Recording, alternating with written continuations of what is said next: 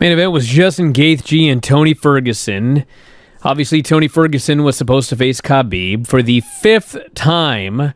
And we may never get that fight now. Yes, the fight ended up falling through. Justin Gaethje agreed to fight him and proceeded to go in there and handily defeat Tony Ferguson. He won every single round. And in the last round... One judge gave a round to Ferguson, the round where he had him really rocked at the end. I gave I gave Ferguson one round out of the 4 that finished, and he was clearly winning the 5th before it was stopped. Ferguson was winning the 5th before it was stopped. No. I'm sorry. No. Okay. Yeah. Thank God. Gaethje was winning the 5th easily. Yes. Yeah, when it was stopped. Yeah. So basically, Ferguson's face was all cut up and starting to swell by the 2nd round. He was just swinging like crazy, but missing a lot. And Gaethje's just calmly Gaethje fought a super fighting his fight. And he stumbled this guy. I think it was the end of the 2nd round. There was an uppercut by Ferguson that dropped Gaethje, but he was right back up. That's literally it was right as the round ended. So it wasn't so much that he was up as much as that the round ended, and he got right back to his feet before the horn sounded. I mean, he was back up, and he was hurting. He was walking back to his corner, a little funny, but he came back out and was right back in the game. Yeah. Gaethje looked fantastic in the fight all the way through. It was an amazing fight because they both hit the other one so hard, but far more Gaethje on Ferguson. Gaethje collected on so many punches. He fought at such a fast pace. He fought, kind of the fight you would expect Ferguson to fight, but he was hitting so hard, and he finally, by the 5th round, started rocking Ferguson, and he took out his, Ferguson's legs were gone and everything, but I could not believe the shots that Ferguson took. I mean, I think that there were probably a dozen shots in this fight that would have knocked 95% of the lightweights out. It was just unbelievable the amount of punishment that Ferguson was taking. And it took he was getting hurt a lot at the end, but he took so many flush shots to the head without even going back. It was amazing, but his face was swollen so badly by the 3rd round. His eye was swollen shut. He was cut all over his face. By the 5th round, as a fighter and just facially, he just looked nothing like Tony Ferguson. He had nothing left. He's just getting hammered. And finally, 3:39 of the 5th round, Gaethje hits his shot, and Ferguson doesn't go down, but he short circuits. He kind of starts shaking his head and moving all weird. And Gaethje landed one more shot, and Herb Dean just said it's over. Ferguson was on his feet. He was very angry about the stoppage. Yeah, that was a fair stoppage. He had taken way too much punishment. Absolutely fair. And I got to say one thing, because Ferguson said this, and also Dominic Cruz said this. They're like, I told this ref not to stop it until I was out. Yeah, but that's not good. The ref's never going to listen to that. What the fuck? You can say whatever you want to the referee, but it's the referee's decision to determine when you're out of it. And no referee is going to sit there and let you die because you decided that you didn't want this fight stopped unless you were out. Yeah. And I thought I was fine with the Dominic Cruz stoppage.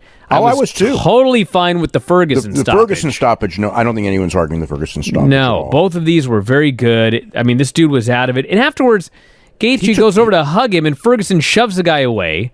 And Gaethje just looks at him and says, being an asshole is going to get you nowhere. And about a minute later, Ferguson came over and did give him a hug. I think he was just so... He was just mad. Just messed up by everything that he just did what he did. The thing, though, is that as great as Gaethje looked, this was not Tony Ferguson. He looked really haggard. I don't think that this was the difference, but a couple of weeks ago, for reasons that only he understands, he decided to cut to 155. It was on, I think it was on April the 19th. So it was 3 weeks ago. He just decided that since he was planning on cutting to that weight, he was going to do it even though he had no fight. And I just didn't understand that mentality at all. I think he was overtrained or undertrained, or maybe just got old. I don't know. He looked old, and he fought old, and I mean, some of that may just be that he didn't get the right amount of, the reality is, when you train like a complete madman and you fight like a complete madman and you take as much as punishment as Tony Ferguson takes, the day's coming fast. It came. And it sure looked today. You know what this looked like? This looked like what we've had to hear about Vitor, where everyone always goes, "Oh, the old Vitor's back." We're never going to see the old Ferguson again. I don't think. I think so. It reminded me of watching Cerrone in the last couple of fights. So Cerrone had a good fight tonight, but Cerrone's not the same. And I didn't think Ferguson was the same from the first minute of the fight. He's tough as hell, but that was pretty much it. I mean, I didn't really see. I mean, he threw some great shots and some great kicks, but overall he was not fighting at the pace he normally fights, and he just didn't look strong like he usually looks. So I just thought, he just, for whatever reason, and this fight did him no favors. I mean, this is the kind of fight where, this is the fight that really at the tail end of your career is like the start. Like when I was watching it by round 3, even though, again, he got some good shots in, and he was, I wouldn't say he was competitive, but he also was not Tony Ferguson at all. And it just felt like, unless he had like a really bad day or something, it just, it was just different from all the previous 12 fights. I mean, he had in the previous 12 fights, he had a couple, especially one that was very, very close, but most of the times he's just massacring people.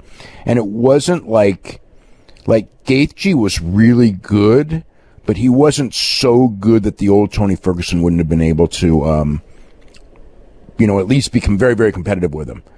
So I don't know that we're ever going to see Tony Ferguson at this level. I think, we'll see, but it was, it was a very different Tony Ferguson. And it's like, honestly, I think this Tony Ferguson would have gotten, but against the best Khabib, it's a different fight because the Khabib fight is a takedown fight, but his stand-up didn't look so great that, I don't know. It's, you can't really say, though, it's a different fight. And Khabib and Justin Gaethje is obviously going to be the next fight for the championship. And, the shots that Justin Gaethje hit Ferguson with through in almost every round would probably knock out Khabib. But it's a completely different fight because the whole fight is whether Khabib can take him down. And if Khabib takes him down, no matter what, it's a miserable day for you because that guy's so strong and he's usually very, very aggressive on top. But it's an intriguing fight. It's a big fight now. I think that people really see Gaethje as like the real deal now because I expect this fight did very well. I expect that a lot of people watch this just because it's the first major sports event in 2 months. And, the winners throughout the main show, that's why I was surprised about Cejudo. So many people watched him. It's just not look, if he really wants to get out, more power to him. It's better to get out early than late. But I thought that Cejudo and Francis Ngannou and Gaethje, they all look tremendous on this show. Calvin Kattar too. Cater.